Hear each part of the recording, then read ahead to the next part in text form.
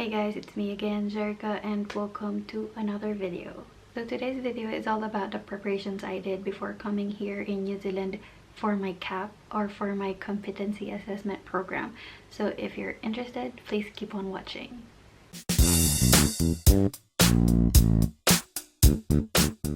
Okay, so first, I have my list here para wala akong ma-miss.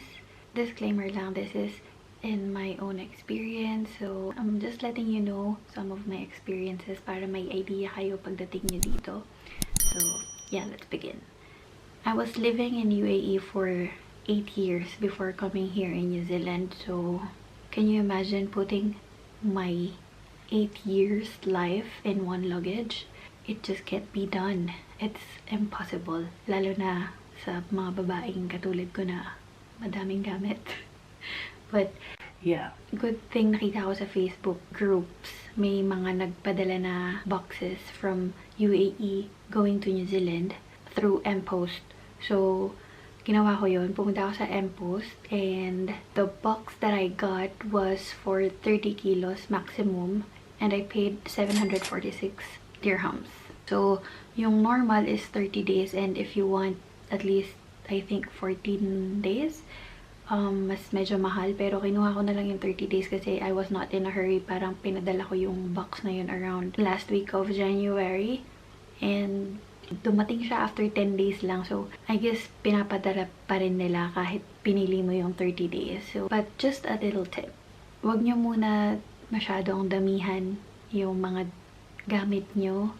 Kasi sa experience ko, after taking your CAP, you have to look for a job. And it doesn't mean na, for me, sa Christchurch ako nag-CAP. And naghanap ako ng job all over New Zealand kasi mahirap mag-focus sa isang place lang. So yeah, you have to be open na mag-apply ka sa ibang places around New Zealand. And like, siguro kung may family ka, then you have to focus kung saan yung family mo, kung gusto mo magkasama kayo. But yeah, for me, nag-apply ako around New Zealand and from Christchurch, lumipat ako ng Auckland.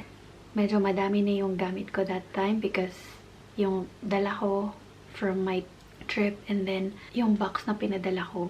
So, medyo dumami talaga yung dala ko. Medyo nahirapan ako nung paglipat ko nun but yeah, nandun eh. Alangan naman iwan ko pa, diba?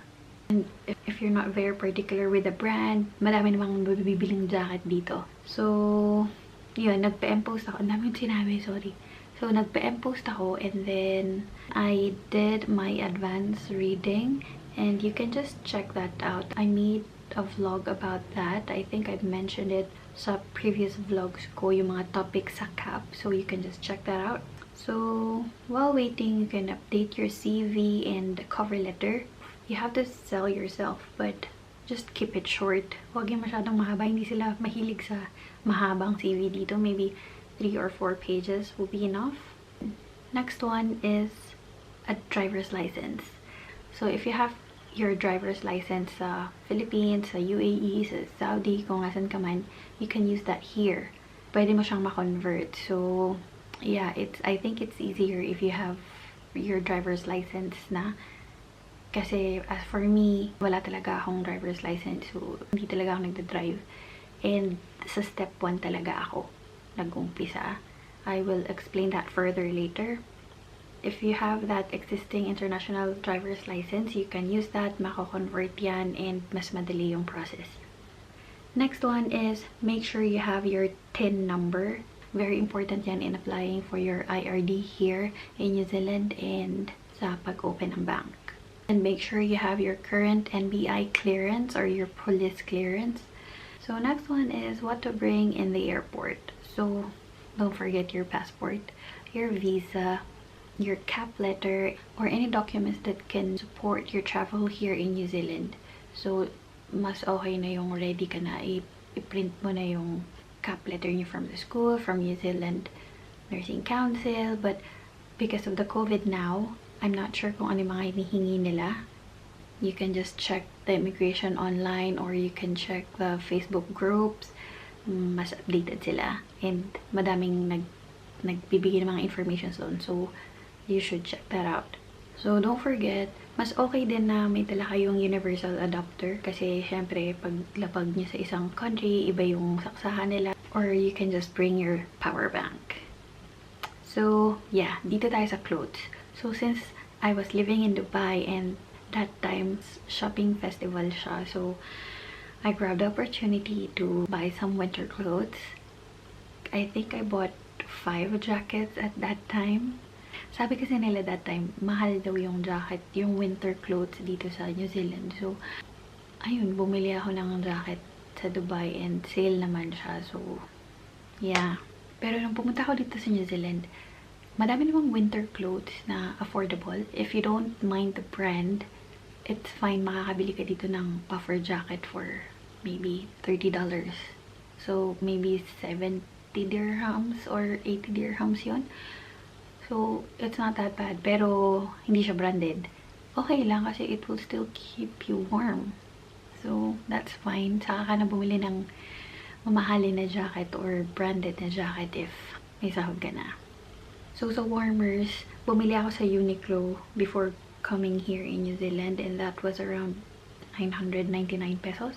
May nakita naman akong warmers dito online and I think sa Kmart or sa warehouse yun, may mga tag $10, $15. So, I guess it's not that bad. Hindi lang ako sure sa quality. So, for the price, okay na siya for a start, diba? So, just a little tip. As I've said earlier, wag nyo na masyadong damihan yung damit nyo. Kasi, ayun nga, sa Christchurch ako nag-cap and then nakahanap ako ng work dito sa Auckland. So, I have to travel with, I think, 3 or 4 luggages at that time. So, medyo hassle siya kasi mag-isa lang din ako. Buti na lang sinundo ako nila tita-tito sa airport. Kundi, grabe talaga yung dala ko. I just want to bring that up kasi medyo mahirap siya. Lalo na kung lilipat ka ng isang place. So, yeah. If you're not very particular with the brands, madami rin namang choices dito. So, requirements for cap. It depends on your school actually. So for us, sa uniform namin, white top, black or dark blue trousers, shoes, yung laptop, need talaga siya, and pen and paper. That's it. Another one is tabo. So hindi dito uso yung bidet. Wala silang bidet dito. So tissue lang yung gamit nila. And for us Filipinos, I know medyo mahirap or yung iba siguro nasanay na. Pero for me, nagdala pa ako ng tabo. Dinala ko pa siya galing Philippines. So, yeah. Meron din naman ako nakitang tabo dito sa mga Asian shops. Pero hindi lahat ng Asian shops merong tabo. Kung wala talaga, meron silang parang plastic measuring cup. So, okay na yun. But, yeah, merong Asian shops na may tabo dito. And if you really want a bidet, merong portable na bidet. May nakita ako sa Lazada or Shopee ba yun. Pero, yeah, hindi ko na siya nabili kasi naubusan na ako ng time kasi nag-rebook kami ng flight namin noon eh. So, yeah, hindi ko na siya nabili. But, yeah, meron parang 300 pesos lang ata yun. You can just check that out if you want. So, while doing your cap, you can open your bank account. Madaming shops dito na cashless yung kanilang payments. So, opening your bank account will be a great idea habang nag-study ka pa lang. Some banks are very strict. Gusto nila more than 6 months yung visa mo. And for us kasi parang 4 months lang yung visa natin eh. So, I think that was in BNZ. So, nag-try kami sa ANZ and in-accept naman nila.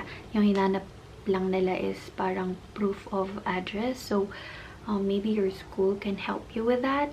Another one is applying for a Kiwi Access card. So, ito yung 18 plus card nila. So, it's just an ID na to prove na 18 years old and above ka. Actually, maganda din siya kasi considered siya as valid ID dito sa New Zealand. So, yeah, hindi mo na kailangan dalhin yung passport mo every time na lumabas ka. Kung bibili ka ng alak, alak talaga. Hindi mo na kailangan dalhin yung passport mo. Papakita mo lang yun and that's it. Yun yung problema ng mga Pinoy kasi mga mukha tayong bata. Naks. So, bibili ka ng alak, no need to bring your passport. you can just provide them your KV access card. So, while doing your CAP, you can also apply for your IRD. So, my friend ako, kasabay ko sa CAP, visit visa pa lang siya, nag-apply na siya for IRD. And ako kasi nag-apply ako for IRD once okay na yung work visa ko. But, pwede naman daw pala mag-apply kahit visit visa ka pa lang. So, pwede kayong mag-apply sa New Zealand Post. Madali lang naman siya, may mga requirements lang. You can check that online.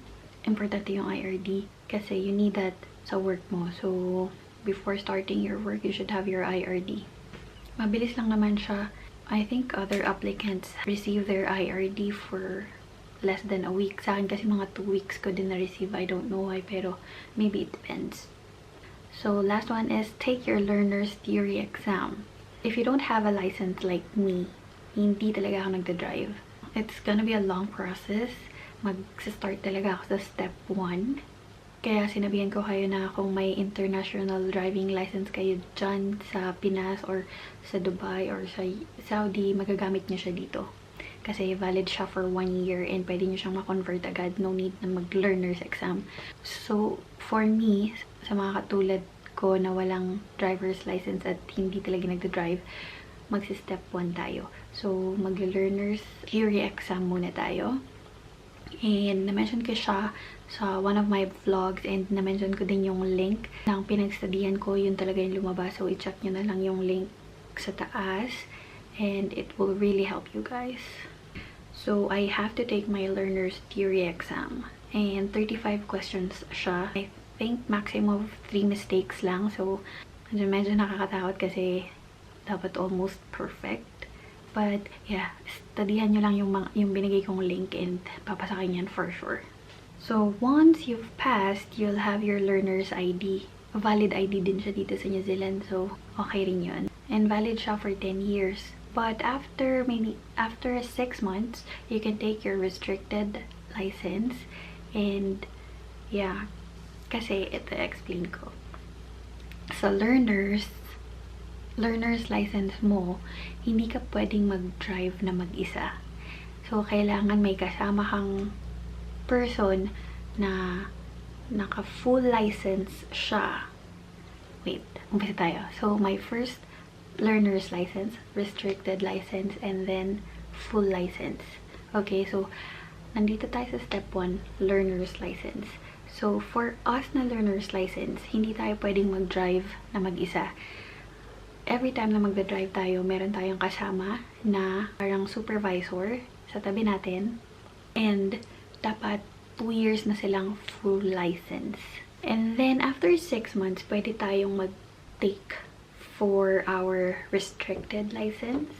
And then, sa restricted license, pwede na tayo mag-drive na mag-isa. But, I think hindi tayo pwedeng magka-passenger na hindi full license. I'm not sure.